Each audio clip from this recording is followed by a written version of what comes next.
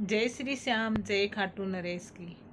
जब बाबा आपकी मनोकामना पूर्ण करने वाले होते हैं तो वो संकेत देते हैं और उन संकेतों से आपको महसूस हो जाएगा कि आपकी मनोकामना अब पूर्ण होने वाली है। आपके जो दुख के दिन थे वो अब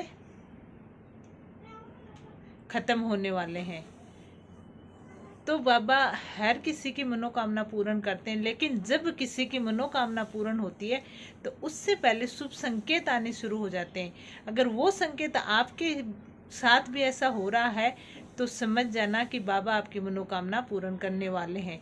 सबसे पहले तो जब बाबा किसी भगत की मनोकामना पूर्ण करते हैं तो पहले वो क्या करते हैं, भगत की परीक्षा लेते हैं और उसके बाद उसकी मनोकामना पूर्ण करते हैं।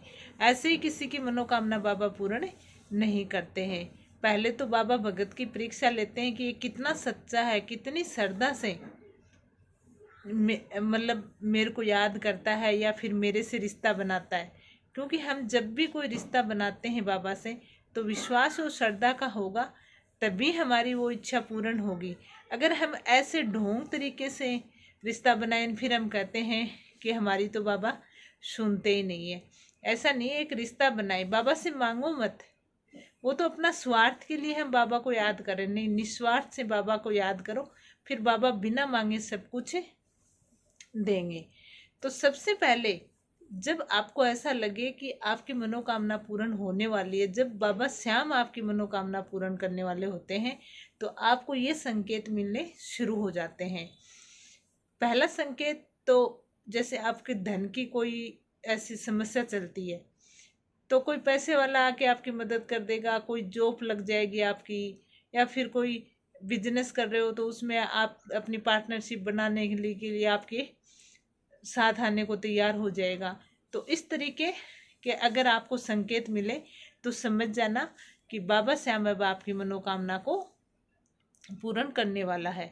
दूसरा, बाबा का सपने में आना बार बार, या फिर आप खुद खाटू धाम में जा रहे हो, बाबा के दर्शन कर रहे हो, बाबा का एकदम प्रसन्न मुद्रा वाला चेहरा अगर आपके सपने में आ जाए तो समझ लेना कि आपकी मनोकामना पूर्ण होने वाली है। क्योंकि हर किसी के सपने में बाबा नहीं आते हैं। तीसरा, जब आपको खुशी या आपके मतलब घर में कोई खुशी आए, जैसे कोई बच्चे का जन्म होना, कोई नौकरी लगनी, कोई शादी होना, तो समझ जाना कि अब आपकी अर्जी स्वीकार होने वाली है। या अचानक कोई आपको सहायता करने के लिए आ जाए तो समझ जाना कि अब आपकी मनोकामना पूर्ण होने वाली है।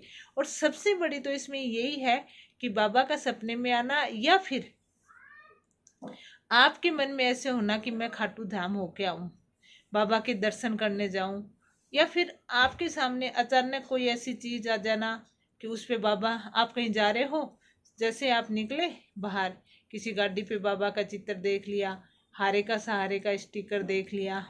तो ये अचानक नहीं होती हैं, ये बाबा श्याम जब आपकी मनोकामना पूर्ण करने वाले होते हैं तो वो सब पहले आपको एहसास कराते हैं। लेकिन हमें पता नहीं होता है कि कौन सी चीज़ होती है जिसकी वजह से हमारी मनोकामना पूर्ण होने वाली होती है।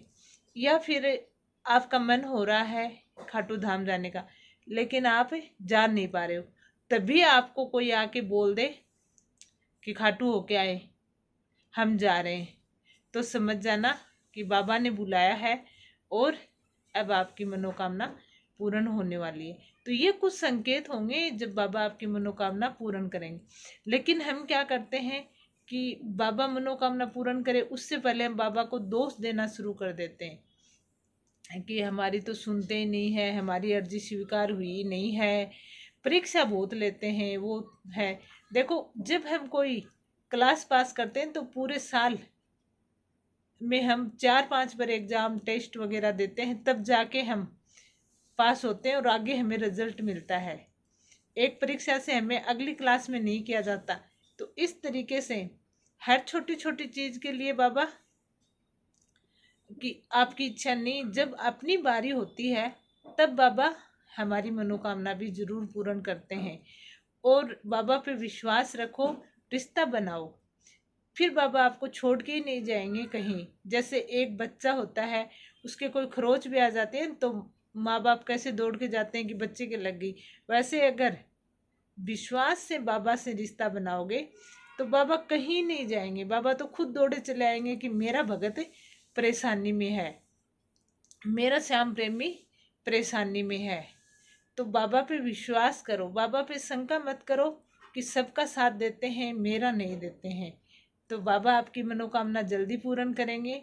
जैसे जैसे आपको ये एहसास होने लगे, मन में खुशी महसूस होने लगे, बाबा के प्रति अटूट विश्वास प्राप्त होने लगे, तो समझ जाना कि अब मनोकामना पूर्ण होने वाली है। लेकिन उसके लिए आपको बाबा से रिश्ता बनाना पड़ेगा, विश्वास का, श्रद्धा का, भाव का, तभी हो पाएगा।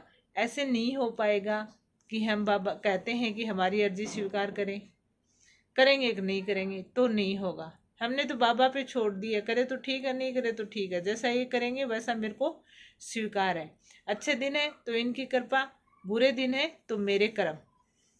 मांगना छोड़ो बाबा से, बाबा को सब पता है किसको क्या चाहिए, तो बाबा अपने आप देना शुरू कर देंगे। वो शीश के दानी है, अपनी छोटी मोटी चीज़ें उनके आगे कुछ भी नहीं है, लेकिन जब हमारा सही समय आएगा तब हमें देंगे। वो भटकने नहीं देंगे अपने बच्चों को, इस चीज़ का आप विश्वास रखना। तो वीडियो कैसे लगा कमेंट करके ज़रूर बताना।